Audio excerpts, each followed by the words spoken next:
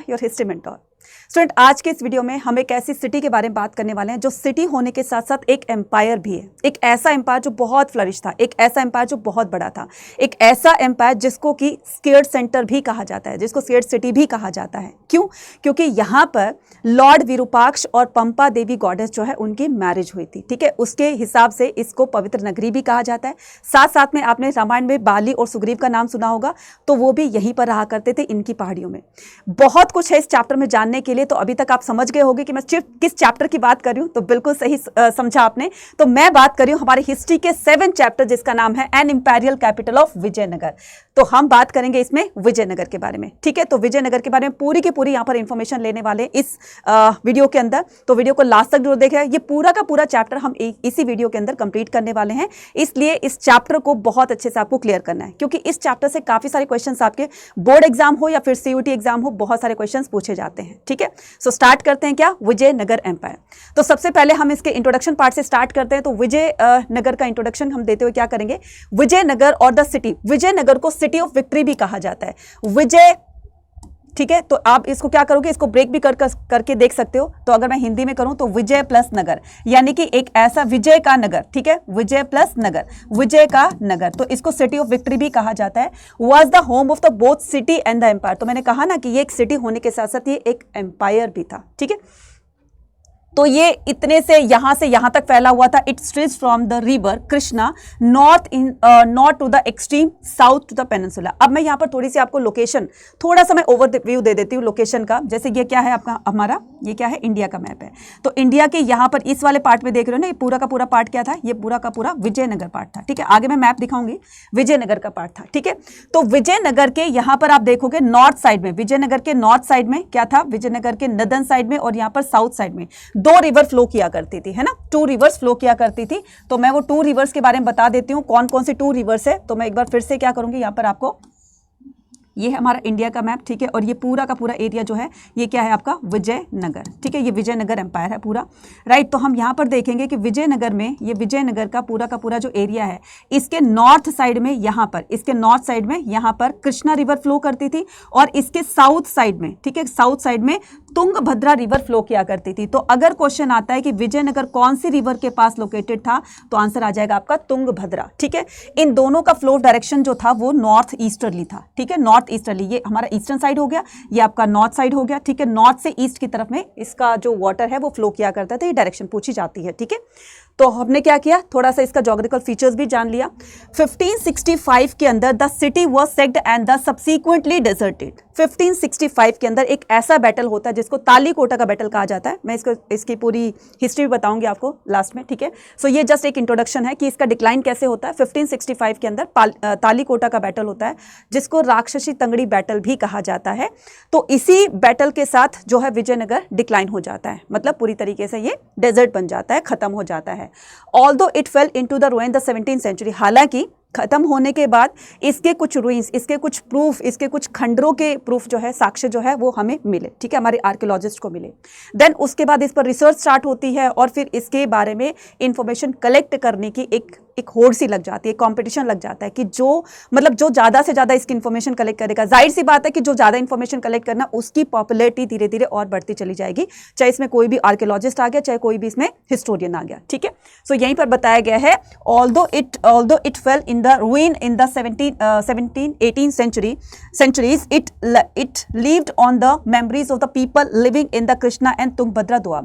तो जो कृष्णा और तुंगभद्रा रिवर के बीच में जो रहा करते, मतलब इसमें जो विजयनगर में रहा करते थे, कृष्णा और तुंगभद्रा का जो बीच वाला एरिया है, तो वहीं पर भी लोग रहा करते थे विजयनगर के। तो उनकी मेमोरी में वो चीज़ें आज तक भी, ठीक है, आज तक भी उनकी मेमोरी में फीड हैं कि किस तरीके से विजयनगर पहले हुआ करता था। तो कहीं ना कहीं उस टाइम की बात करो, कहीं ना कहीं उस टाइम से लेकर के आज तक, तो वो जो पहले थे उन्होंने अपनी जनरेशन्स को बताया होगा, फिर उन्होंने अपनी जनरेशन्स को बताएगा, तो कुछ चीज़ें हमें आज भी वहाँ के लोगों से पता चलती हैं। ठीक है, कुछ इन्फॉर्मेशन। तो people remembered as it Hampi the name derived, तो लोग इसको, विजयनगर को हम्पी के नाम से भी जानते हैं। अब इसका नाम हम्पी क्यों पड़ा, क्यों इसके नाम से जानते हैं, क्योंकि वहाँ की जो लोकल मदर गॉडेस थी, जिनका नाम था पंपा देवी, इन्हीं पंपा देवी के नाम से ही इसका नाम रख दिया गया हम्पी। ठीक है, ये विजयनगर की कैपिटल थी। क्लियर हो गया? चलिए नेक्स्ट अब मूव ऑन करते हैं। तो नेक्स्ट क्या करते हैं, the discovery of the Hampi. अब ये हम्पी की डिस्कवरी किसने की? ठीक है, यहां से बात करते हैं शुरू। हम्पी की डिस्कवरी की तो ये कौन है? ये है कर्नल मैकेंजी। ठीक है, इनके बारे में थोड़ा सा जान लेते हैं। बॉर्न कर्नल मैकेंजी जो है वो 1754 के अंदर बोर्न हुए थे। Colonel Mackenzie become the famous as an engineer, surveyor and the cartographer. तो इनकी ये क्या है, क्वालिटीज है ना। तो यहां से जो क्वेश्चन आएगा आपका कि वो कौन थे। ठीक है, तो 1 मार्क में क्वेश्चन पूछा जाता है आपके बोर्ड एग्जाम में। तो आपको क्या बताना है, कर्नल मैकेंजी जो थे वो इंजीनियर भी थे प्रोफेशनली। ठीक है, और बाय प्रोफेशन इंजीनियर भी थे, सर्वेयर भी थे और कार्टोग्राफर। कार्टोग्राफर कौन होते हैं? जो मैप्स को डिजाइन करते हैं, है ना, जो मैप वगैरह बनाते हैं उनको। 1815 में क्या होता है, he was appointed the first surveyor general of India. तो 1815 के अंदर ये इंडिया के फर्स्ट सर्वेयर जनरल जो है वो उनके तौर पर नियुक्त किए जाते हैं। अब ये सर्वेयर जनरल कौन होते हैं? जो सर्वे करके, मतलब जगह जगह जाकर के एरियाज को विजिट करते हैं, फिर वहां पर इंफॉर्मेशन कलेक्ट करते हैं और फिर उसको हिस्ट्री में मेंशन किया जाता है उन इंफॉर्मेशंस को। ठीक है, तो इनका यही काम था, राइट। और उसके अलावा अ पोस्ट हेल्ड इट द, तो ये जो अपनी पोस्ट पर, यानी कि 1815 से लेकर के 1816 तक, इनकी डेथ हो गई थी 1821 के अंदर। तो 6 इयर्स तक ये अपने पद पर जो है वो विराजमान रहे, मतलब पद पर रहे, अपनी जो भी इनकी पोस्ट थी वो उस पर रहे। और डेथ के साथ ही जो है इनके जो सर्वेयर जनरल की पोस्ट थी वो खत्म हो जाती है, फिर किसी और को दे दी जाती है। ये तो खैर चलता ही रहता है ना। लेकिन यहाँ से क्वेश्चन ऐसे भी पूछा जाता है कि ऐसा कौन सा सर्वेयर जनरल था जो एक बार रिक्रूट हुआ और डेथ तक वो अपने पोस्ट पर बने रहे, है ना। तो आंसर क्या आ जाएगा, colonel Mackenzie, right. So he embarked the collecting local history and the surveyor history side in order to better understand India's past and the make governance of the colonial easy. तो इसने क्या किया, British east India company के लिए काम किया ताकि उनको चीज़ों को समझने के लिए थोड़ा सा और इजी हो जाए, है ना। तो उस टाइम में जो है वो ईस्ट इंडिया कंपनी आ चुकी थी इंडिया के अंदर। अब उनको इंडिया के बारे में नॉलेज लेनी थी, कहाँ पर क्या क्या चीज़ें, किस तरह से उनको बेनिफिट हो सकता है। तो उनके साथ में कुछ और भी जो भी उनके हेल्पर वगैरह थे, जैसे कर्नल मैकेंजी थे या और भी कुछ ऑफिसर्स वगैरह थे जो कि अपने अपने तरीके से काम कर रहे थे और ज़्यादा से ज़्यादा इंडिया के बारे में इंफॉर्मेशन कलेक्ट कर रहे थे। और ये सारी इंफॉर्मेशन उन्होंने दी ईस्ट इंडिया कंपनी को, जिसके बिहाफ पर वो इंडिया को इतना जान पाए थे। ठीक है, नेक्स्ट करते हैं क्या आगे, कर्नल मैकेंजी के बारे में ही आगे कंटिन्यू करते हैं कि कर्नल मैकेंजी को हम्पी के जो रूइंस मिलते हैं, खंडरों के जो प्रूफ मिलते हैं, वो मिलते हैं 1800 के अंदर। ठीक है, तो जब इनको 1800 के अंदर हम्पी के कुछ खंडरों के प्रूफ मिलते हैं तो उन्होंने सबसे पहले हम्पी के बारे में दुनिया को बताया। He construct the history of the city sources. फिर उन्होंने हम्पी जैसे डिस्कवर कर लिया उन्होंने, ठीक है, फिर उन्होंने क्या किया, हम्पी के बारे में ज़्यादा से ज़्यादा इंफॉर्मेशन कलेक्ट करने के लिए, मतलब एक तरीके से ठान लिया कि मुझे ज़्यादा हम्पी के बारे में इंफॉर्मेशन कलेक्ट करनी है। तो उन्होंने कैसे इंफॉर्मेशन कलेक्ट की, वहाँ के लोकल लोगों से पता किया कि बताओ हम्पी की हिस्ट्री क्या है ना। वहाँ के टेम्पल्स वगैरह से, तो टेम्पल में जाते थे तो वहाँ पर कुछ ना कुछ लिखा होता था, ऐसा दीवारों पर लिखा होता था, कहीं ना कहीं उससे रिलेटेड जो है वो कब कंस्ट्रक्ट किया, किसने कंस्ट्रक्ट करवाए थे। तो बहुत सारी ऐसी इंफॉर्मेशन जो थी उनको टेम्पल से भी मिली।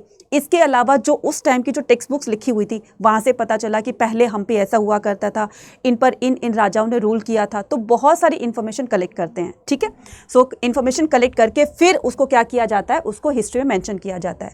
जो इनको टेक्स्ट बुक्स वगैरह मिली, तो साउथ में आपको पता है कि तमिल, तेलुगु, कन्नड़, मलयालम ये सब बोली जाती है ना। तो इनमें वो बुक्स लिखी हुई मिली। फिर इनको जो है बाद में जो पढ़ने के बाद, स्टडी करने के बाद पूरा, चाहे इनको नहीं आती, किसी हेल्प ली या फिर उसको ट्रांसलेट कराया, तो पूरा उसको एग्जामाइन करने के बाद में फिर हम्पी के बारे में एक ऑथेंटिक जो इन्फॉर्मेशन थी वो हम लोगों को दी, राइट। तो इस तरीके से क्या करना है, इस तरीके से हमें हम्पी के बारे में पता चला। ये है पूरा का पूरा विजयनगर एम्पायर। ठीक है, आप देख रहे हो ना।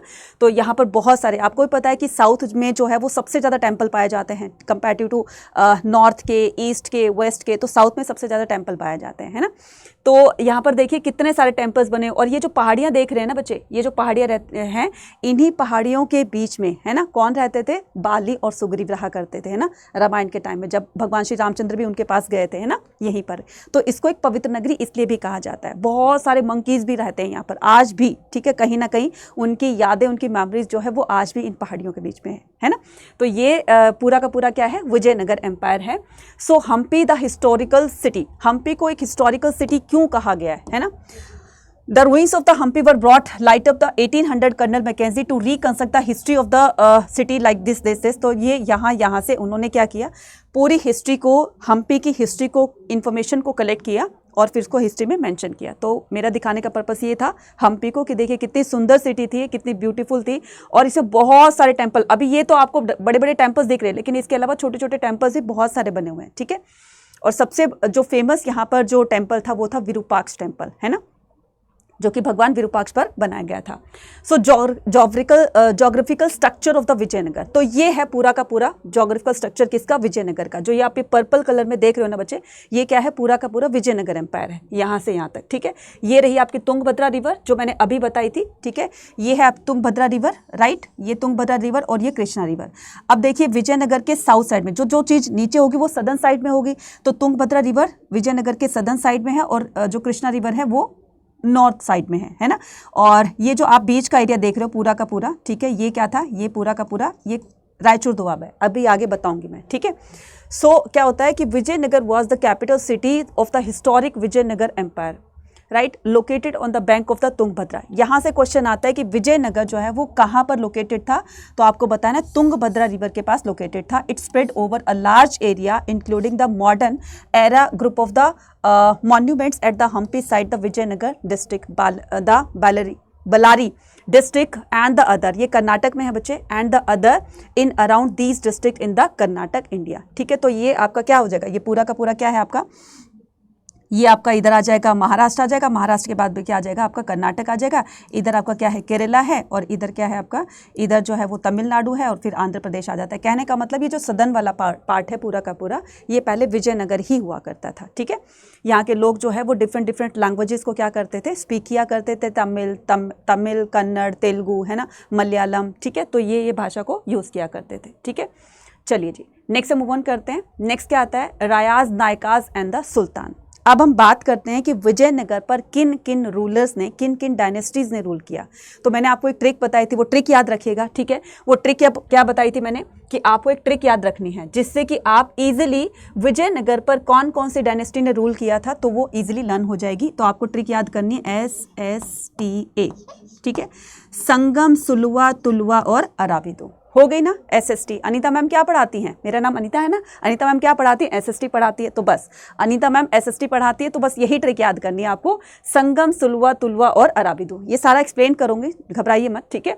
तो यहाँ पर बात करते हैं, 2 brothers Harihara and Bukka founded the Vijayanagar. Question यहाँ से आता है कि विजयनगर को किसने फाउंड किया, विजयनगर की स्टैब्लिशमेंट या स्थापना किसने करी। तो 1336 के अंदर 2 भाई थे, ठीक है, 2 ब्रदर्स थे हरिहर बुक्का, उन्होंने विजयनगर की स्टैब्लिशमेंट की, ठीक है। और विजयनगर के रूलर्स अपने आप को रायास कहते थे, जैसे कृष्णदेव राय, है ना। तो ये जो राय लगा है, तो जैसे हिंदुओं में राजा बोलते थे, महाराजाधिराज बोलते थे, तो ये अपने आप को रायास कहते थे, राय कहते थे, ठीक है। Vijayanagara was famous for its earth. Vijayanagara क्यों फेमस था, विजयनगर अपनी मार्केट के लिए फेमस था, ठीक है। मार्केट में क्या क्या डीलिंग हुआ करती थी, तो स्पेशली ये 3 चीजें थी, स्पाइसेस, मसाले, टेक्सटाइल एंड द प्रेशियस। आपको पता है कि केरला के मसाले, स्पाइसेस जो है वो आज भी बेस्ट क्वालिटी के माने जाते हैं। और जब यूरोपियन कंपनी का एडवेंट होता है इंडिया के अंदर, तो सबसे पहले पोर्तुगीज आते हैं, तो केरला के कालीकट पे वो क्या करते हैं, उतरते हैं, और इस तरीके से वो स्पाइसेस अपनी कंट्री में लेकर जाते हैं। फिर उनका आना जाना इस तरीके से बढ़ जाता है, क्योंकि यहाँ पर उनको प्रॉफिट होने लगा, यहाँ से चीजें सस्ते दाम पर लेकर जाते थे, उधर जो है महंगे रेट पर उसको सेल कर दिया करते थे। इस तरीके से यूरोपियन कंपनी को प्रॉफिट गेन करने के लिए यहाँ आना पड़ता था, और फिर इस तरीके से अपनी कंट्री में उनको लेकर जाते थे। तो स्पेशली यहाँ पर स्पाइसेस, टेक्सटाइल, यहाँ के कपड़े और प्रेशियस स्टोन, ठीक है, तो वो इनकी डीलिंग हुआ करती थी विजयनगर की मार्केट में। The trade off the import of the horses from Arabia.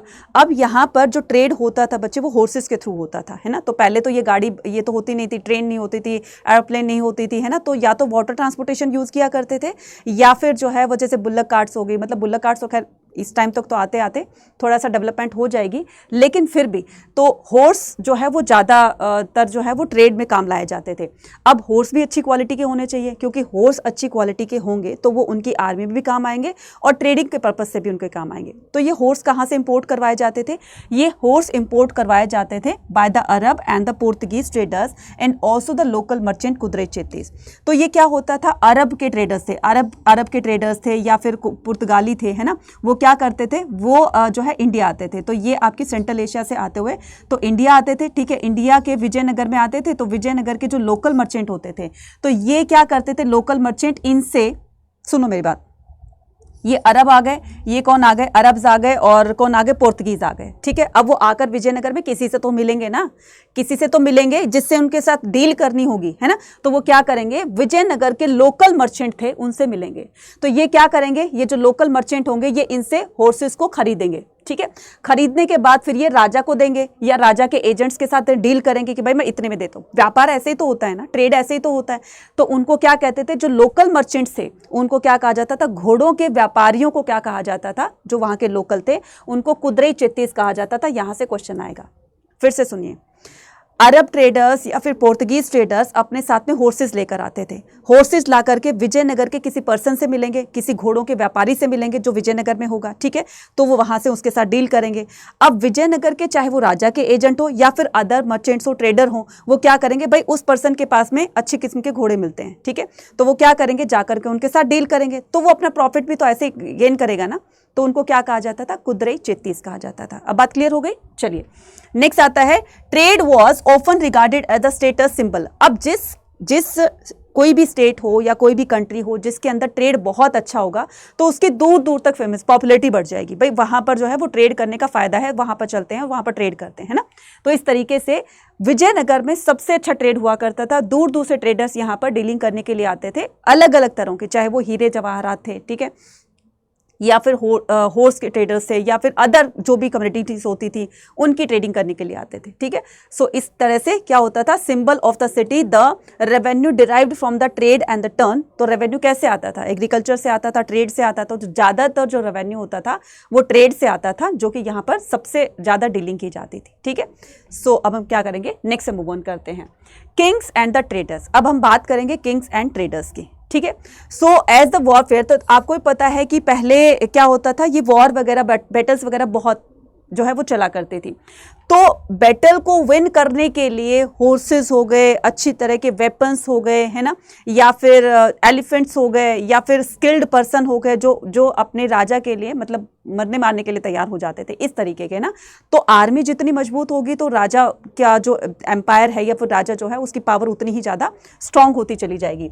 तो warfare during this time depend upon the effective cavalry. अब ये कैवलरी क्या होती है बच्चे, कैवलरी होती है जो घुड़सवार होते हैं, अच्छे मतलब स्किल्ड पर्सन होते हैं, जो मतलब अच्छे से घुड़सवारी करना जानते हो, हॉर्स राइडिंग करना जानते हो, मतलब पलक झपकते यहाँ से यहाँ हो जाए, ठीक है। और सोल्जर्स भी जो है वो अच्छे तरीके के होने चाहिए, ताकि उनको जो है वो, एक तो पहले उनको ट्रेन किया जाता था, जैसे सोल्जर्स को ट्रेन किया जाता है ना आर्मी में, इसी तरीके से आर्मी में जब भी किसी को रिक्रूट किया जाता था तो पहले कुछ महीनों तक उनको ट्रेनिंग दी जाती थी। देन वो पूरी तरीके से जब ट्रेंड हो जाते थे तब उनको वहाँ पर पोस्ट दी जाती थी। तो यही सिस्टम जो था विजयनगर में भी था।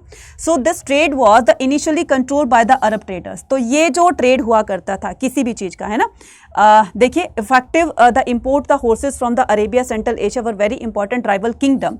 This trade was initially control by the traders. तो ये जो पहले हॉर्सेस वगैरह की ट्रेडिंग हुआ करती थी तो पहले इस पर अरब जो ट्रेडर्स थे उनका कंट्रोल था। Then local communities of the merchant were known as, मैंने कहा ना जो विजयनगर की लोकल कम्युनिटीज होंगे, जो हॉर्स ट्रेडर्स होंगे, है ना, उनको क्या कहा जाएगा, कुदरई चित्तीस कहा जाएगा। कुदरई का मतलब होता है हॉर्स, ठीक है। कुदरई का मतलब क्या होता है बच्चे, हॉर्स होता है, और चित्तीस का मतलब होता है मर्चेंट्स। तो जो हॉर्स मर्चेंट्स होते हैं लोकली विजयनगर के, उनको कुदरई चित्तीस कहा जाता है, right. Now from the 1498 other actors appear the scene. अब यहाँ 1418 की बात मैं करूं तो यहाँ पर दूसरी तरह के लोगों को सीन में देखा गया। सीन किसको कहते हैं, विजयनगर की, ठीक है।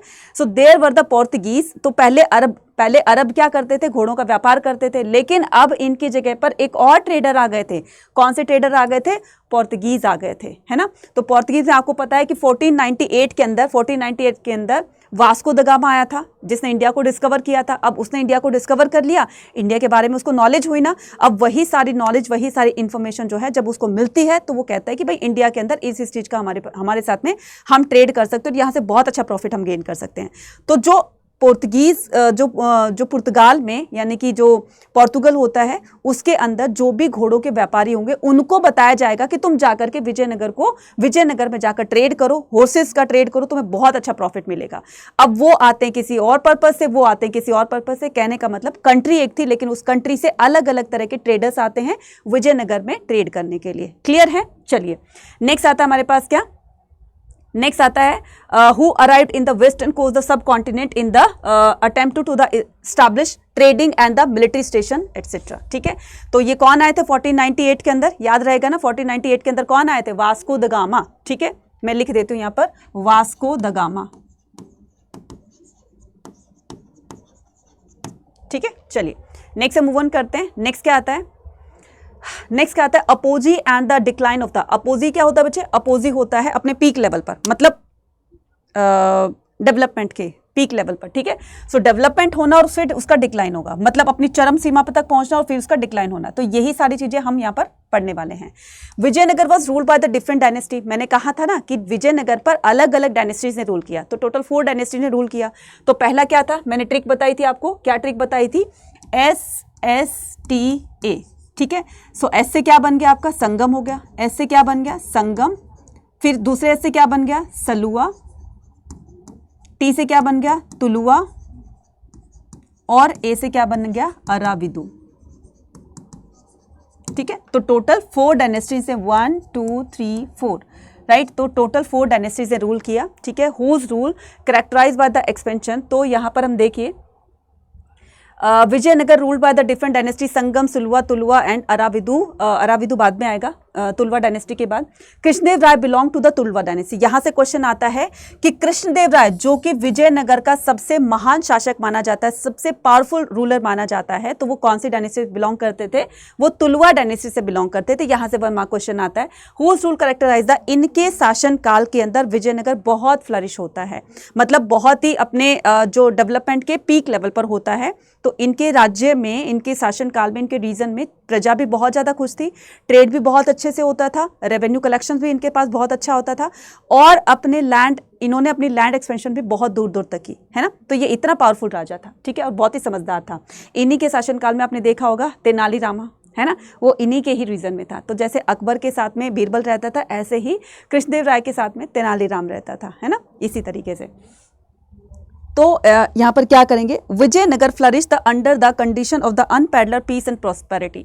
Krishnadeva Raya establish some fine temple. Krishnadeva Raya ने कुछ फाइन टेम्पल्स यानी कि बड़े बड़े टेम्पल्स भी बनवाए, गोपुरम्स भी बनाए। अभी आगे बताऊंगी गोपुरम क्या होते हैं। ठीक है, सब अर्बन टाउन्स नेम्ड द नगलापुरम।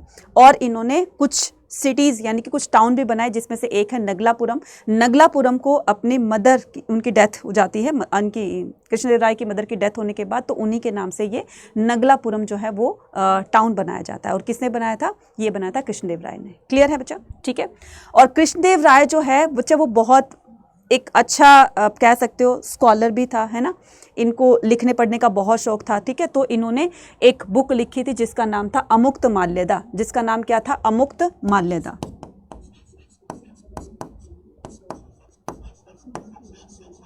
माल्यदा, ठीक है, अमुक्त माल्यदा।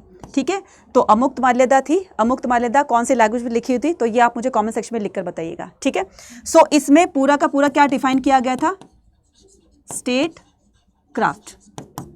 पूरा का पूरा अपने राज्य के बारे में बताया हुआ था कि किस तरीके से वहाँ का एडमिनिस्ट्रेशन सिस्टम है, ठीक है, वहाँ पर किस तरह से लोग रहते हैं, मतलब पूरी तरीके से अपने स्टेट के बारे में, अपने राज्य के बारे में बताया हुआ था। आपको कमेंट सेक्शन में लिखकर बताना है कि कौन सी लैंग्वेज में लिखा हुआ था, अमुक्त माल्यदा कौन सी लैंग्वेज में लिखी हुई थी। ठीक है, जिसको किसने लिखा था, कृष्णदेव राय ने लिखा था। और किसके बारे में लिखा था, इसमें क्या डिफाइन किया गया, पूरा का पूरा एक्सप्लेन किया है स्टेट क्राफ्ट को, मतलब स्टेट के बारे में। ठीक है, so Vijayanagara during the rule of the Krishnadeva Raya, Vijayanagara flourish under the condition of the unparalleled peace and prosperity. तो इनके रीजन में शांति व्यवस्था बनी रहती है और वेल्थ भी काफ़ी था, धन दौलत भी काफ़ी थी। Krishnadeva Raya establish some fine temple in the gopuram. तो ये सब हो गया। नेक्स्ट करेंगे क्या, नेक्स्ट करते हैं हम अपोजीज and the decline of the empire. अब ये देखिए, ये क्या है आपका पूरा का पूरा, ये विजयनगर है। ठीक है, अब हम यहाँ पर थोड़ा सा रायचूर दोआब के बारे में डिस्कस कर लेते हैं। रायचूर दोआब क्या था बच्चे, वही मैं बता रही हूँ आपको। ठीक है, so this was the time this was the time when the land between the Tungabhadra and Krishna river. अब ये जो कृष्णा रिवर यहाँ फ्लो करती थी, थोड़ा सा देखिएगा, ठीक है, ये जो कृष्णा रिवर यहाँ फ्लो करती थी और तुंगभद्रा रिवर यहाँ फ्लो करती थी, इसके बीच का एरिया जो था वो क्या था, वो था रायचूर दोआब। इसको क्यों एक्वायर करना चाहते थे, तो इसके आसपास के जो कृष्णदेव राय के जो कंटेम्प्रेरी रूलर्स भी थे ना, वो भी रायचूर दोआब को एक्वायर करना चाहते थे, अपने अंडर में लेना चाहते थे। क्यों? क्योंकि जब देखिए आप दो रिवर वाटर से, दो रिवर यहाँ पर फ्लो कर रही हैं, तो रिवर वाटर अपने साथ बहुत सारे मिनरल्स लेकर आती हैं, है ना। उसी वाटर से जो है वो इरिगेशन की जाती है, तो रिवर वाटर का जो पानी होता है बच्चे, वो बहुत ज़्यादा अच्छा होता है ना। एग्रीकल्चर प्रोडक्शन भी बहुत अच्छी निकलती है उससे, मतलब अच्छा खासा अनाज हो सकता है, और उसी अनाज के बिहाफ पर ही मतलब अच्छा जब प्रोडक्शन आएगा तो रेवेन्यू भी अच्छा ही आएगा, तो वो और ज़्यादा फ्लरिश होगा और ज़्यादा प्रॉस्पर होगा। तो इसीलिए जो सारे लोग थे, मतलब आसपास के जो कंटेम्प्रेरी रूलर्स थे, वो इसको एक्वायर करना चाहते थे, लेकिन कृष्णदेव राय के होते कोई इसको एक्वायर करने में सक्सेस नहीं हुआ। ठीक है, सो कृष्णदेव राय ने क्या किया, कृष्णदेव राय ने 1512 के अंदर इस रायचूर दोआब को कैप्चर करने में सक्सेस हो गए। ठीक है, कब किया था? 1512 में। किसने किया था? ये किया था कृष्णदेव राय ने। The ruler of Odisha subdued. अब यहाँ इसको कैप्चर, मतलब 12 में तो इसके पास 1512 में तो रायचूर दोआब का जो एरिया था वो कृष्णदेव राय के अंडर में आ गया, तो लेकिन उसको फिर भी ये क्या करना चाहते थे, हथियाना चाहते थे, यानी कि इसको इनसे छीनना चाहते थे। तो ओडिशा के रूलर्स ने क्या किया, 1514 के अंदर इस रायचूर दोआब को पाने के लिए कृष्णदेव राय के साथ बैटल किया, लेकिन हार जाते हैं। इसी तरीके से 1522 में बीजापुर के सुल्तान को इसको एक्वायर करना चाहा, लेकिन ये भी डिफीट हो जाता है। देन उसके बाद क्या होता है, 1529 के अंदर जब कृष्णदेव राय की डेथ हो जाती है, तब सब का सब जो है वो धीरे धीरे डिक्लाइन होने लगता है, क्योंकि इनके रहते तो किसी की हिम्मत नहीं होती थी कि रायचूर दोआब को इससे छीना जाए, कि विजयनगर पर किसी तरह का कोई नुकसान पहुंचाया जाए। लेकिन इनके डेथ के बाद से जो इनके सक्सेसर आते हैं, तो बच्चा सक्सेसर ठीक थे वो, लेकिन क्या होता है कि बार बार ना रिबेल्स हो जाते थे आर्मी के अंदर। नायक जो होते थे, अभी मैं बताऊंगी, नायक वगैरह जो होते थे वो रिबेल कर देते थे, विद्रोह कर देते थे, है ना। तो वो जो विजयनगर के जो रूलर थे, जो सक्सेसर थे किसके, कृष्णदेव राय के, तो वो हमेशा उनको सुलझाने में लगे रहते थे, तो डेवलपमेंट पर इतना ध्यान नहीं दे पाए थे। और धीरे धीरे फिर ये विजयनगर ब्रेक हो जाता है, टूट जाता है, और फिर तालीकोटा के बैटल से तो ये बिल्कुल डेजर्ट हो जाता है ना। वही सब चीज़ें मैं बताने वाली हूँ। ठीक है, so the successor were troubled rebelled by the Nayak. तो नायक कौन होते थे बच्चे? नायक कहा जाता है मिलिट्री के चीफ को। ठीक है, मिलिट्री होती थी, पूरी की पूरी आर्मी होती थी, जो आर्मी का कमांडर होता था उसको क्या कहा जाता था? नायक, या फिर उसको मिलिट्री चीफ कहा जाता था, क्योंकि उन्हीं के अंडर में ही सारी सेना काम किया करती थी, सोल्जर्स काम किया करते थे, जो हॉर्स राइडर होते थे, कैवलरी वगैरह होती थी, सब कुछ जो है वो उन्हीं के अंडर में होता था। तो क्या करते थे ये, उस बात का फ़ायदा उठाते थे। कृष्णदेव राय के टाइम में तो कोई बोल भी नहीं सकता था उनके सामने, लेकिन उनके वीक सक्सेसर थोड़े से वीक थे कंपैरेटिव टू कृष्णदेव राय के, तो इसी बात का उन्होंने फ़ायदा उठाया, इसी वीकनेस का उन्होंने फ़ायदा उठाया और रिबेल कर देते अपनी डिमांड को मनाने के लिए, है ना, कि हमें ये चाहिए, हमें वो चाहिए। और जब डिमांड नहीं मानी जाती थी तो फिर ये अपने सपोर्टर्स को अपने साथ लेकर के अलग हो जाते थे, है ना। तो पहले ये पूरा का पूरा आपने एरिया देखा ना, ये पूरा पहले विजयनगर था, फिर तमिलनाडु अलग हो जाता है, कर्नाटक अलग हो जाता है, ठीक है, आंध्र प्रदेश अलग हो जाता है, और इस तरीके से केरला अलग हो जाता है। फिर ये बाद में जो है फिर वो अलग अलग हो गए थे। ठीक है, नेक्स्ट बात करते हैं by the 1542 control at the, तो 1529 के अंदर विजयनगर के जो ये महान शासक थे जिनका नाम था कृष्णदेव राय, इनकी डेथ हो जाती है कब? 1529 के अंदर। अगर कहा जाए कि कृष्णदेव राय कब रूलर बने थे, कब राजा बने थे, तब आंसर क्या आ जाएगा? 1509। ठीक है, तब आंसर क्या आ जाएगा? 1509 से लेकर के 1529 तक ये क्या थे? इनका रूलिंग पीरियड था। 1542 की बात करते हैं। Control the centre had the shifted the another ruling lineage Aravidu. फिर क्या होता है? 1542 के अंदर जो है तालीकोटा का बैटल तो 1565 के अंदर हुआ था, लेकिन विजयनगर के इस कृष्णदेव राय की डेथ होने के बाद जो उसके वीक जो मतलब सक्सेसर आए, तो उन सक्सेसर ने 42 तक रूल किया। ठीक है, और फिर बाद में क्या होता है? 1542 तक जो है वो रूल किया, लेकिन 1542 में एक दूसरी लाइनेज आ जाती है, एक दूसरी डायनेस्टी आ जाती है, ठीक है, जिसका नाम था अराविदु। इन्होंने क्या किया? इन्होंने तुलवा डायनेस्टी को रिप्लेस किया। कब? 1542 के अंदर, है ना।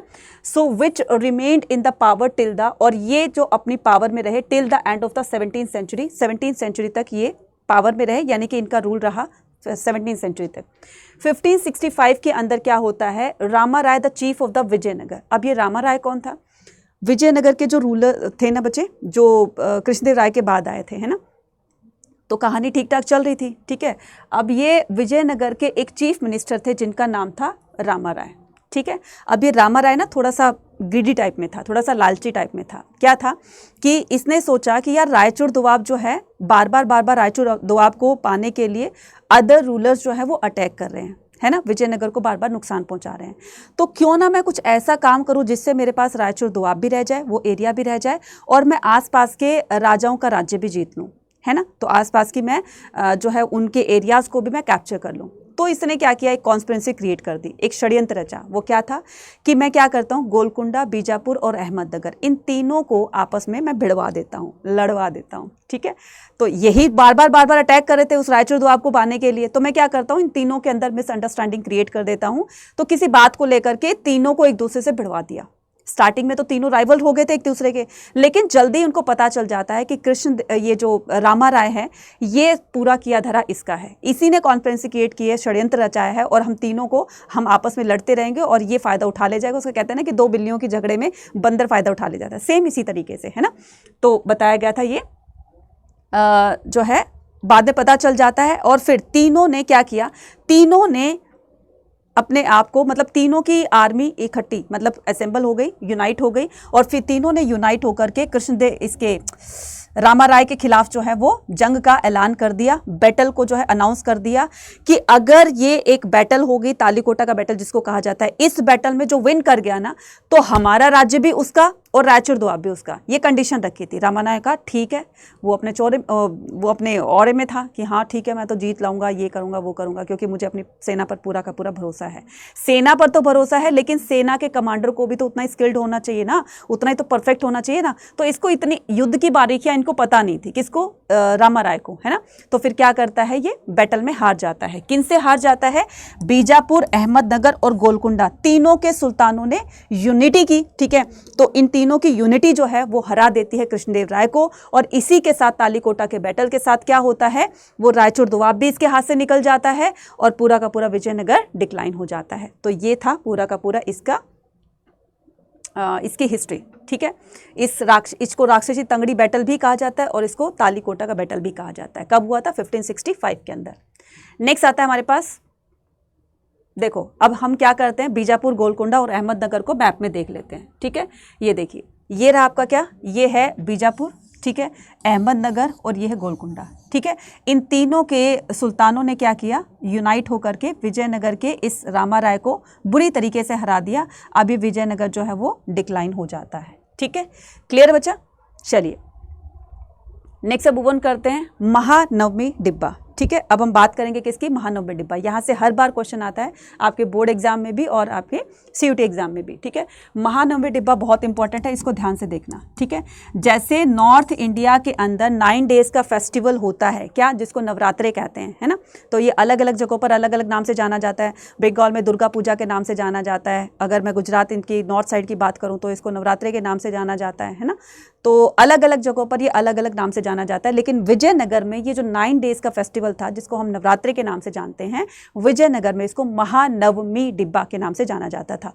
नवमी से लगा लेना, नवमी का मतलब होता है 9, ठीक है। तो यहाँ पर देखिए, the royal centre was located the south western part of the settlement which were more than the 60। अब यहाँ पर साउथ वेस्टर्न पार्ट की बात करते हैं। अब ये साउथ वेस्टर्न पार्ट कौन सा होता है मैम, ये तो समझ में आया नहीं। तो देखिए, ये डायरेक्शन होती है, नॉर्थ हो गया, साउथ हो गया, ईस्ट हो गया, वेस्ट हो गया, इसकी भी सब डायरेक्शन होती है। तो ये जो साउथ वेस्टर्न डायरेक्शन है, ये हो गया आपका साउथ वेस्ट हो गया, ठीक है। ये हो गया साउथ ईस्ट हो गया, ये नॉर्थ ईस्ट हो गया और ये नॉर्थ वेस्ट हो गया। तो ये वाला जो पार्ट है बच्चे, इसमें क्या होता है, बहुत सारे इसमें जो है सेटलमेंट्स, यानी कि बहुत बड़े बड़े पैलेसेस बने हुए थे, घर बंगलो बने हुए थे, जिसको बोलते हैं राजा का महल भी उसके अंदर एक था, है ना। बहुत अच्छी अच्छी बिल्डिंग्स इसमें बनी हुई थी, साथ साथ बहुत सारे टेम्पल्स भी बने हुए थे, मोर देन 60 टेम्पल्स यहाँ पर बने हुए थे। 30 buildings complexes were divided and तो यहाँ पर 30 बिल्डिंग्स ऐसी थी जो बहुत बड़ी बड़ी बनी हुई थी, है ना, लाइक पैलेस, ठीक है, महलों के टाइप में। तो इसमें से सबसे बड़ा जो पैलेस था वो किसका पैलेस था? वो था किंग्स का पैलेस, ठीक है, वो राजा का पैलेस था। अब इस राजा के पैलेस को 2 पार्ट में डिवाइड किया गया। ये इतना बड़ा था कि उसके ओपन एरिया, जो उसका ओपन स्पेस था, उसको 2 पार्ट में डिवाइड किया गया, ठीक है। राजा के पैलेस को, ओपन एरिया को 2 पार्ट में डिवाइड किया गया। तो एक पार्ट को क्या बोला गया? एक पार्ट को बोला गया महानवमी डिब्बा, ठीक है, और दूसरे पार्ट को बोला गया ऑडियंस हॉल, दूसरे पार्ट को बोला गया ऑडियंस हॉल। अब हम यहाँ पर महानवमी डिब्बा की बात करते हैं, ठीक है। महानवमी डिब्बा जो है वो क्या बनाया गया था? महानवमी डिब्बा को इस तरीके से 11,000 स्क्वायर फीट के ऊंचाई पर एक स्टेज बनी हुई थी। इस तरीके से इस स्टेज पर ही क्या करते थे? इस स्टेज पर ही राजा लोग बैठते थे अपनी फैमिली के साथ में, ठीक है। और नीचे यहाँ पर ग्राउंड लेवल पर ना बहुत सारी एक्टिविटीज़ परफॉर्म की जाती थी, नाचना गाना बजाना, रथों की दौड़ की जाती थी, एनिमल रेस करवाई जाती थी, एनिमल जो फाइटिंग होती है वो करवाई जाती थी, रेसलिंग वगैरह कराई जाती थी। तो यहाँ पर ग्राउंड लेवल पर ये करवाया जाता था और ऊपर से राजा की फैमिली जो है वो सारी एक्टिविटीज़ को देखा करती थी, जो भी परफॉर्म करते थे, है ना। तो इस तरीके से क्या करते थे? महानवमी डिब्बा को स्टार्ट करते थे। अच्छा, स्टार्ट करने से पहले क्या करते थे? स्टार्ट करने से पहले ये क्या करते थे? पंपा देवी की बड़ी सी मूर्ति लगा करके, है ना, पंपा देवी की बड़ी सी मूर्ति जो होती थी स्टेज पर लगा दी जाती थी। और जो रूलर होता था वो अपनी फैमिली के साथ में, अपने रिलेटिव्स के साथ में पंपा देवी गॉडेस की पूजा करते थे।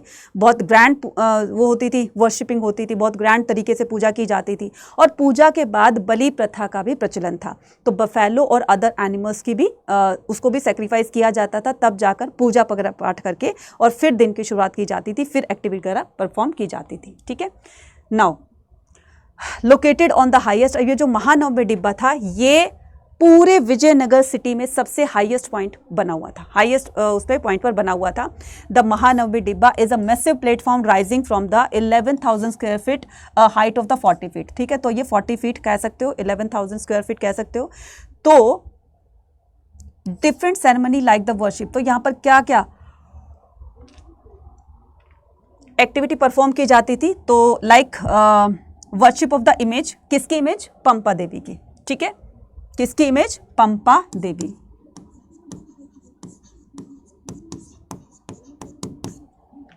ठीक है, image worship of the state horse, और साथ साथ में स्टेट हॉर्स। मैंने कहा ना कि विजयनगर में हॉर्स को बहुत ज़्यादा बच्चे इंपॉर्टेंस दी जाती थी, तो घोड़े की भी पूजा की जाती थी, है ना, घोड़े की भी मूर्ति रख करके उसकी भी पूजा की जाती थी।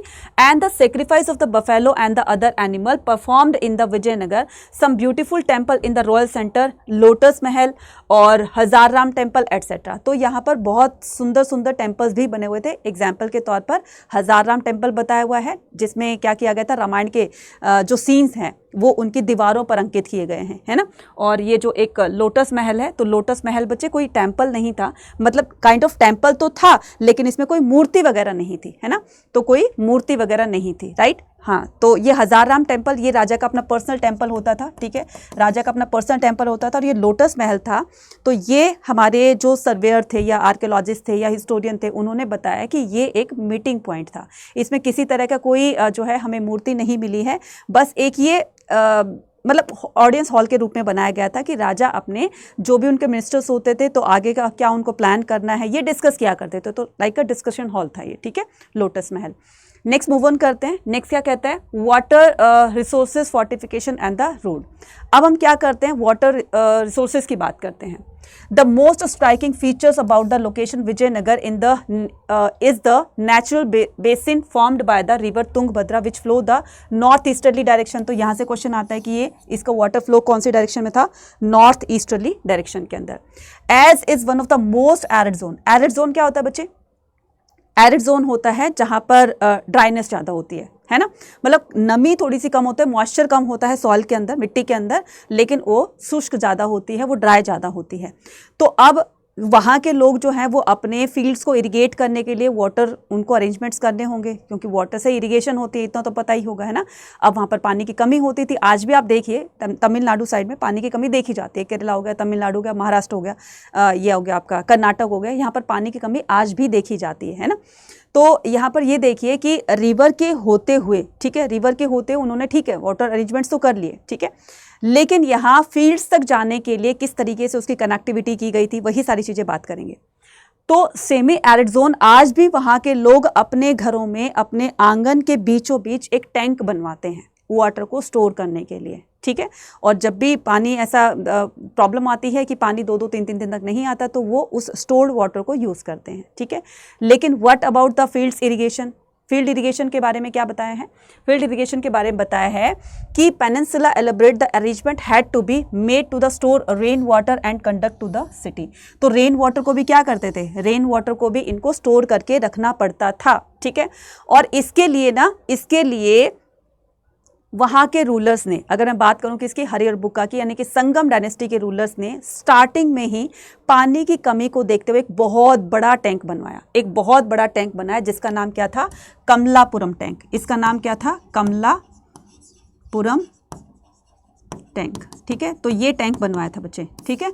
और ये इतना बड़ा था कि विजयनगर में अगर हफ्ते भर भी पानी ना आए ना, तो इसके पानी से काम चल सकता है। तो ये इतना बड़ा बनाया था और बहुत ही सुंदर बनाया था, देख रहे हो ना, ये पूरा का पूरा इस तरीके से बनाया हुआ था और ये बहुत ही डीप था, बहुत ही गहरा भी था ये, ठीक है। अच्छा खासा इसमें वाटर स्टोर हो जाता था। Now the most important tank was built in the early years in the 15th century and is now called the Kamalapuram tank. Water from this tank not only irrigate, अब इससे पानी जो भी इसमें पानी स्टोर होता था, ना सिर्फ इसे खेतों को इरिगेट किया जाता था nearby, but also connected to a channel of the royal centre. तो इसको रॉयल सेंटर तक भी इसकी कनेक्टिविटी दी गई थी। रॉयल सेंटर क्या होता है? जहाँ पर राजा, उसके फैमिलीज यानी कि उसके रिलेटिव्स, उनके नॉबल्स, मिनिस्टर्स वगैरह जिस एरिया में रहा करते थे, जो रिच पर्सनस का एरिया था, है ना, जहाँ पर रॉयल फैमिलीज रहा करती थी, तो उसकी कनेक्टिविटी वहाँ तक दी हुई थी ताकि वहाँ पर पानी की कमी ना हो, ठीक है। सो ये बताया गया था। वन ऑफ द, इसके अलावा एक और पानी का इंतजाम किया गया था, ठीक है। सो वो क्या था? वाटर अरेंजमेंट्स में one of the most prominent water work to be seen among the ruins of the Hiriya canal, ठीक है। सो ये हीरिया कैनाल भी बनवाई गई थी। अब इस हीरिया कैनाल की कनेक्टिविटी भी रॉयल सेंटर तक दी गई थी और इसी के वाटर से लोग क्या करते थे? इस तरीके से, ये हीरिया कैनाल है, तो हीरिया कैनाल से ना वहाँ पर इस तरीके से लोग क्या करते थे? चैनल्स बनवा लेते थे। ये इस तरीके से चैनल बनवा लेते थे और लोगों के घरों तक जो है वो पानी चला जाता था। मतलब घरों तक, सबके घरों तक नहीं, पर्टिकुलर प्लेस होता था, वहाँ तक ये पानी, इसकी कनेक्टिविटी दे दी जाती थी, तो इससे लोगों का काम चलता रहता था। तो यहाँ पर दो अरेंजमेंट्स जो है वो आपको बहुत इंपॉर्टेंट जो है वो बताने हैं। तो एक हो गया हीरिया कैनाल और दूसरा क्या हो गया? वाटर टैंक, कमलापुरम टैंक, ठीक है। So this canal Drew the water from the dam. तो ये तुंगभद्रा से एक डैम बनाया गया, एक बांध बनाया गया, ठीक है। इस तरीके से तुंगभद्रा से एक डैम बनाया गया, उस डैम के जरिए जो है इस वाटर के चैनल्स को कनेक्ट किया गया, ठीक है, इस कैनल के चैनल को। तो and irrigated the cultivated the valley, separated the scared centre from the urban core, ठीक है। अब ये अर्बन कोर का होता है जो गांव वाला एरिया छोड़ करके थोड़ा सा टाउन और सिटी वाला एरिया होता है, तो इसकी कनेक्टिविटी भी वहाँ तक दी गई थी, ठीक है। नेक्स्ट हम करेंगे क्या? नेक्स्ट हम बात करेंगे फोर्टिफिकेशन एंड द रोड्स की बात करते हैं, ठीक है। तो वाटर अरेंजमेंट्स पढ़ लिए हमने, राइट। तो अभी तक जितना भी हमने चैप्टर पढ़ा, मज़ा तो आ रहा होगा, इंटरेस्ट तो आ रहा होगा यार, वाकई में बहुत इंटरेस्टिंग चैप्टर है। बहुत ही विजयनगर जो है वो इस टाइम, मतलब अपने टाइम में एक बहुत ही अच्छा स्टेट माना जाता है, बहुत ही फ्लरिश, बहुत ही वेल्दी, प्रॉस्पर जो स्टेट माना जाता था इनकी वजह से, ठीक है। तो अब आगे बात करते हैं क्या? अब्दुल रज़ाक थे, जो कि कौन थे? यहाँ से क्वेश्चन आएगा, हु वर अब्दुल रज़ाक, ठीक है, हु वाज अब्दुल रज़ाक। तो ये एक एम्बेसडर था, ठीक है, जो कि पर्शिया के रूलर ने विजयनगर में भेजा था, क्योंकि दूर दूर तक विजयनगर की पॉपुलैरिटी फैली हुई थी कि वहाँ पर जाकर ट्रेड करना है, इस तरीके का ट्रेड करना है, ये करके। तो विजयनगर की जो है वो बातें दूर दूर तक फैली हुई थी, पॉपुलर था, काफ़ी पॉपुलर था, है ना। तो ये आता है, पर्शिया के राजा ने इसको भेजा और ये आता है कालीकट के वहाँ पर पोर्ट पर आकर रुकता है, present day the Kozhikode in the 15th century. तो he was the greatly impress. अब ये आकर के बहुत इंप्रेस होता है, किससे? विजयनगर से नहीं, विजयनगर के फोर्टिफिकेशन से। विजयनगर को इतने प्रोटेक्टेड उसमें एरिया में, मतलब प्रोटेक्ट किया हुआ था कि उसके फोर्टिफिकेशन को देख के बड़ा हैरान होता है और बड़ा इंप्रेस होता है, बहुत अच्छा लगता है उसको। कैसे बताया कि विजयनगर जो है वो इस तरीके से 7 लाइन्स के अंदर उसको प्रोटेक्ट किया हुआ है, इस तरीके से, ठीक है। ये बीच में क्या है? विजयनगर है और उसको 7 लाइन्स के अंदर उसको प्रोटेक्ट किया हुआ है। तो अगर दुश्मन आना भी चाहे ना, तो कितनी लाइन को क्रॉस करके आएगा? पहले पे आएगा। तो चारों तरफ क्या थी? पहले में चारों तरफ आउटर पार्ट पर जो है वो पहाड़ियाँ ही पहाड़ियाँ थी, है ना। तो छोटी छोटी यहाँ पर हिल्स थी, तो हिल्स को क्रॉस करके आएगा, फिर 1 पे आएगा, 1 में उसको कुछ नहीं मिलेगा, 2 पे आएगा। तो उसको 7 लाइंस के अंदर उसको प्रोटेक्ट किया होता है। अब हम इसको एक एक करके इनकी लाइंस को डिफाइन करते हैं, ठीक है। सो ये जो अब्दुल रज़ाक था, इसने कहा कि विजयनगर में 7 लाइंस बनी हुई है, ठीक है। जिससे कि क्या करता था, विजयनगर के मेन कोर सेंटर तक तो आते आते दुश्मन जो है वो मोर देन 90% उसकी एनर्जी तो वैसे ही खत्म हो जाती थी, क्योंकि इतनी सारी लाइंस को क्रॉस करते आएगा, अपनी सेना को लेते आएगा, तो वैसे ही उसकी एनर्जी डाउन हो जानी है। तो उसने बताया कि impress the fortification and mention the 7 lines of the fort the encircled not only but also the agriculture hinterland and the forest.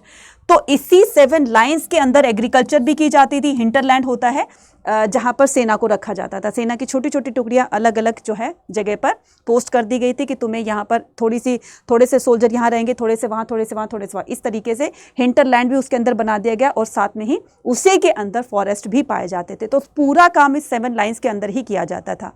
Market भी 7 लाइंस के अंदर होती थी, गार्डन्स भी 7 लाइंस के अंदर होते थे। ठीक है, तो जैसे अगर इसमें बताया जाए रोड्स जनरली बाउंड द, तो यहाँ पर बताया गया between the first and second third walls are cultivated fields garden and the houses. अब यहाँ पर फर्स्ट सेकंड और थर्ड में, तो पहले मैंने आउटर पार्ट पर बता दिया कि छोटी छोटी पहाड़ियाँ थी, तो क्रॉस करके आए तो फर्स्ट लाइन पे आए, तो फर्स्ट लाइन पे क्या हो जाता है, फर्स्ट लाइन में जो है वो पहले ही उसमें क्या की जाती है कि कल्टीवेशन की जाती है। ठीक है, कल्टीवेशन की जाती है, तो कल्टीवेशन किया, फर्स्ट लाइन को क्रॉस कर लिया, दूसरे में आता है यार यहाँ तो फॉरेस्ट ही फॉरेस्ट है, तीसरे में आता है यार यहाँ पे तो गार्डन है, फोर्थ में आता है यहाँ पे तो जो है वो पूरी की पूरी मार्केट लगी है, फिफ्थ में आता है यहाँ पर तो सेटलमेंट है, सिक्स्थ में जाता है तो वहाँ पर सोल्जर्स रिक्रूटेड हैं, सेवन्थ में जाता है तब जा करके वो आएगा। इस तरीके से 7 लाइन्स के अंदर उसको पूरा का पूरा डिफाइन किया गया है।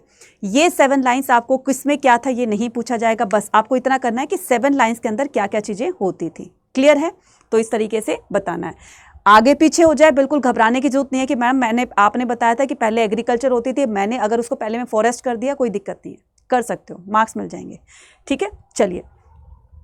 और फिर क्या होता था, some most important roads the extend from the temple gateway and were the lined by the bazaar. और जो यहाँ पर रोड्स वगैरह बनाए जाते थे उनकी कनेक्टिविटी बाजार तक भी दी हुई थी, उनकी कनेक्टिविटी टेम्पल तक भी दी हुई थी, उनकी कनेक्टिविटी रॉयल सेंटर तक भी दी हुई थी। तो मतलब जो रोड्स होते थे वो बहुत ही सुंदर बने होते थे, ब्रॉड बने होते थे और बिल्कुल अच्छी क्वालिटी के बने होते थे। ठीक है, नेक्स्ट आता है क्या, नेक्स्ट आता है हमारे पास रॉयल सेंटर। अब हम रॉयल सेंटर की बात करते हैं। Temple building in this region was a long history. तो यहाँ के टेम्पल्स की अपनी अपनी एक हिस्ट्री है, चाहे कोई भी टेम्पल लगा लीजिए, यहाँ पर विरूपाक्ष टेम्पल लगा लीजिए, यहाँ पर विट्ठल टेम्पल लगा लीजिए, यहाँ पर महाबलीपुरम टेम्पल लगा लीजिए, हर एक टेम्पल की अपनी एक क्या होती है, हिस्ट्री होती है। Palwas, Chalukyas, Hoysala, Cholas, all the ruler encourage the temple building. Temples were develop the religion. ठीक है, टेम्पल क्या होते थे बच्चे, टेम्पल एक ऐसा सेंटर होता था जहाँ पर बहुत सारी एक्टिविटीज़ परफॉर्म की जाती थी, है ना। तो यहाँ पर जैसे रिलीजियस एक्टिविटीज़ तो होती थी, सोशल भी होते थे, लोग एक दूसरे से मिलेंगे, वहाँ पर बातचीत करेंगे, कल्चर एक्टिविटीज़ भी होती थी, साथ साथ में इससे इकॉनमी पर भी जो है वो इफेक्ट पड़ता था। दूर दूर से लोग बड़े बड़े टेम्पल्स देखने के लिए आएंगे, टिकट वगैरह लेंगे, पहले तो टिकट वगैरह सिस्टम था नहीं, तो दूर दूर से लोग आएंगे। ठीक है, आकर के वहीं कहीं 2-4 दिन कहीं तो रुकेंगे ना, तो इससे इनकम भी अच्छी खासी हो जाती थी, है ना।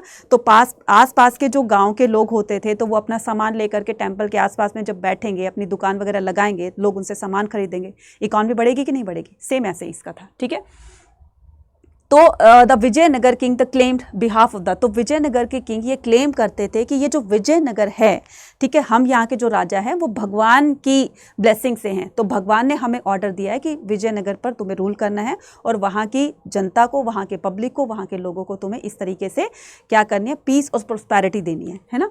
तो Vijayanagar king claim the rule on the behalf of, कि हम जो रूल कर रहे हैं वो गॉड विरूपाक्ष के आदेश पर कर रहे हैं, उनके ऑर्डर पर कर रहे हैं, उनकी ब्लेसिंग से कर रहे हैं। They also indicate their close link, तो उन्होंने कहा कि हमारे जो लिंक्स हैं, हमारे क्लोज रिलेशन किससे भी हैं, हिंदू गॉड से भी हैं। तो they also indicate their close link using the title the Hindu Suratrana, Sanskritization of the Arabic term that is sultan. तो हमारे हिंदू सुल्तानों से भी हमारे रिलेशंस हैं। So meaning that the Hindu sultan in the term of the temple architecture, Rayas, Gopuram or the royal gateway and the mandap or the pavilion were developed by the rulers of the Vijayanagar. अब मैं यहाँ पर आपको temple का structure बताती हूँ कि कहाँ पर क्या चीज़ें होती थी, टेम्पल को कैसे बनाया जाता था, क्योंकि टेम्पल के पार्ट से भी काफ़ी सारे क्वेश्चंस पूछे जाते हैं। ठीक है, ध्यान से देखना। ये जो है बच्चा, जब जैसे हम टेम्पल के अंदर एंटर करते हैं, ठीक है, जैसे हम टेम्पल के अंदर एंटर करते हैं तो ये जो आप एंट्रेंस गेट देखते हो ना, इसको क्या कहा जाता है, इसी को ही गोपुरम कहा जाता है। इसको क्या कहा जाता है, इसी को ही गोपुरम कहा जाता है। तो एंट्रेंस गेट को मैं यहाँ पर लिख देती हूँ गोपुरम। ठीक है, गोपुरम।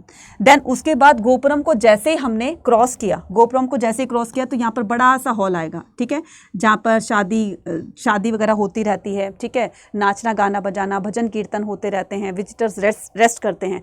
तो इस बड़े से हॉल को क्या कहा जाता है? इस बड़े से हॉल को कहा जाता है मंडप। क्या कहा जाता है? इसको मंडप कहा जाता है, ठीक है।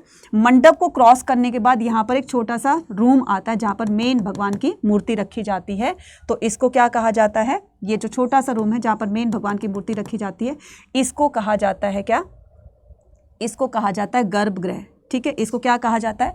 इसको गर्भगृह कहा जाता है। मैं यहाँ पर लिख देती हूँ गर्भगृह, ठीक है, गर्भगृह कहा जाता है। कहाँ पर? जहाँ पर मेन मूर्ति रखी होती है भगवान की, ठीक है।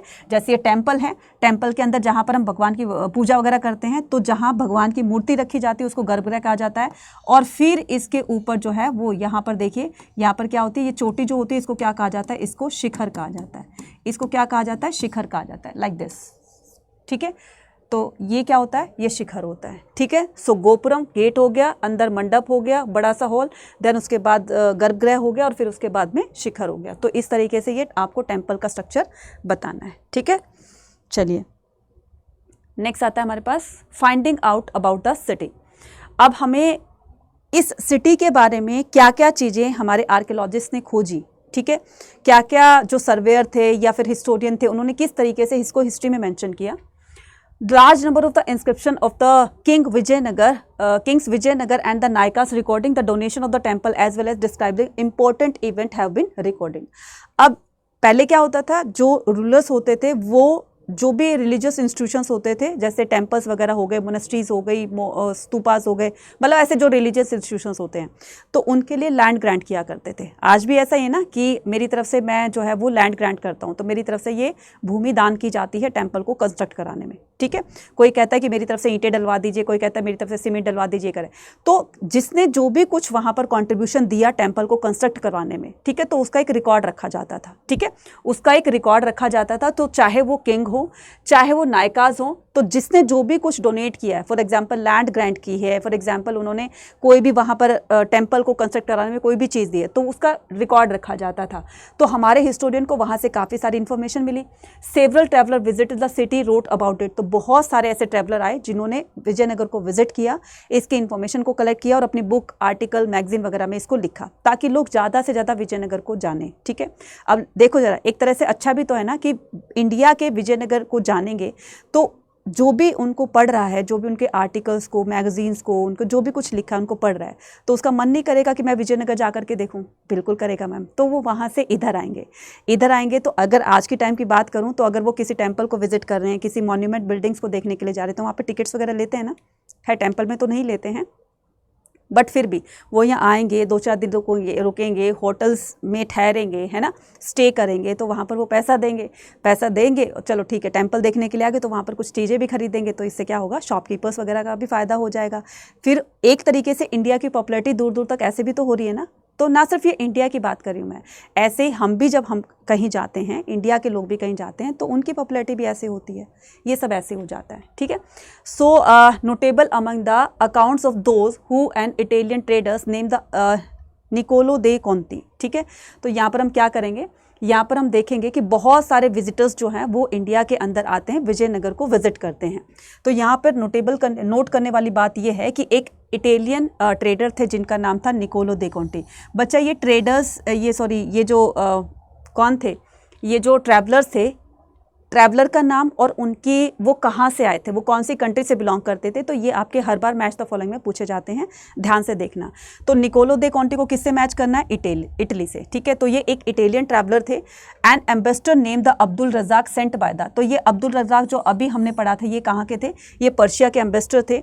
अ merchant name the Afanasy Nikitin, ये अफानासी निकितिन कहाँ से थे बच्चे, रशिया से थे। All of whom visited the city in the 15th century. तो ये कब आए थे ये भी आपको बताना है, ये भी आपसे मैच करने के लिए पूछा जाएगा, 15th सेंचुरी के अंदर ये आए थे। And those of the Duarte Barbosa, Domingo Paes और फर्नाओ नुइस, ये तीनों ही कहाँ से थे बच्चे, ये तीनों ही पुर्तगाल से थे। कहाँ से थे ये, पोर्तुगल से थे, ठीक है। सो केम टू बी, ये सारे के सारे आए थे 16th सेंचुरी के अंदर, दौरते बरबोसा, डोमिंगो पेस और फर्नाओ नुइस, ठीक है। ठीक है। अच्छा, एक और क्वेश्चन आपसे, ठीक है, एक और क्वेश्चन, किसने विजयनगर को विजय का नगर कहा है? ठीक है, तो ये भी आपको कमेंट सेक्शन में लिखकर बताना है। हाउस ऑफ विक्ट्री कहा है, ठीक है, क्या कहा है? किसने विजयनगर को हाउस ऑफ विक्ट्री कहा है? हाउस ऑफ विक्ट्री, ठीक है। सेट बाय होम, तो आपको मुझे कमेंट सेक्शन में लिखकर बताना है, सेट बाय होम ये किसने कहा?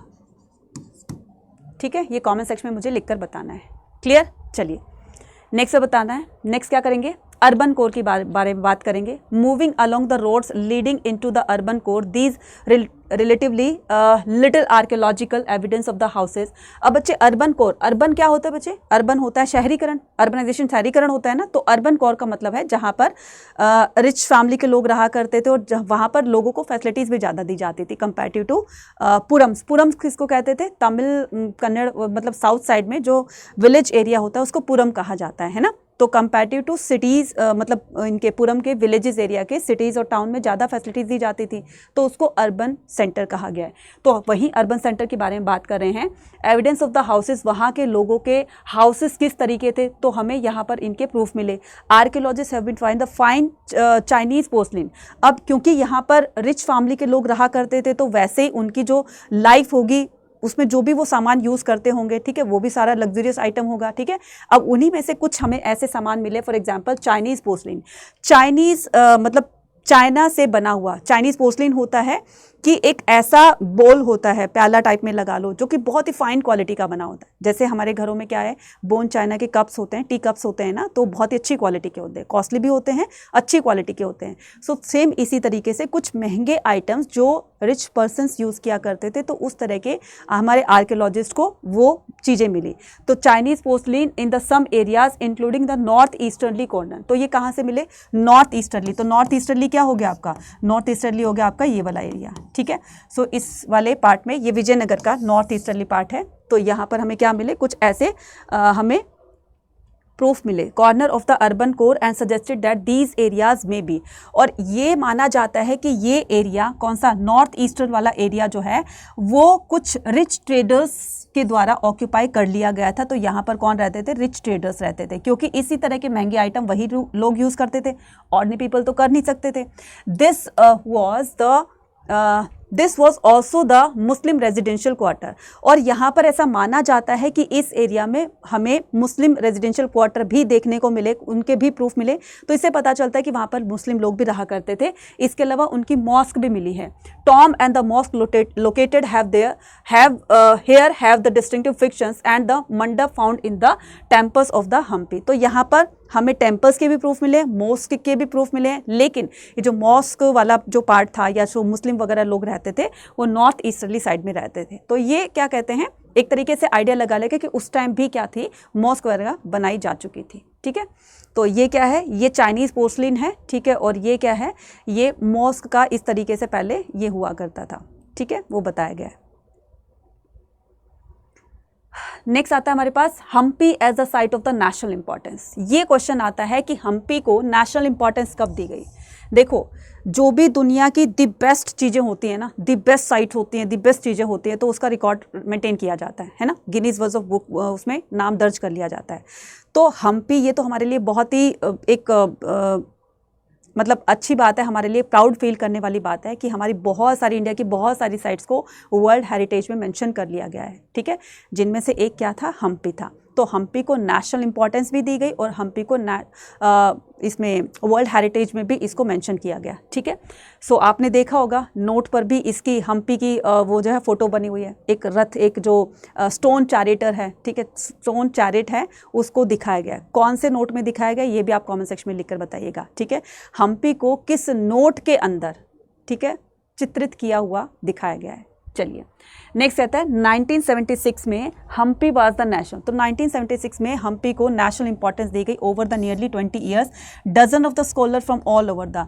तो जैसे ही हम्पी के बारे में पता चला तो धीरे धीरे जो अदर जो आर्कियोलॉजिस्ट थे, हिस्टोरियन थे, सर्वेयर थे, उनका इंटरेस्ट विजयनगर में बनने लगता है और ज़्यादा से ज़्यादा लोग जो है वो आकर के और इन्फॉर्मेशन कलेक्ट करने लगे कि कौन ज़्यादा करता है, एक तरह से कंपटीशन लग गया।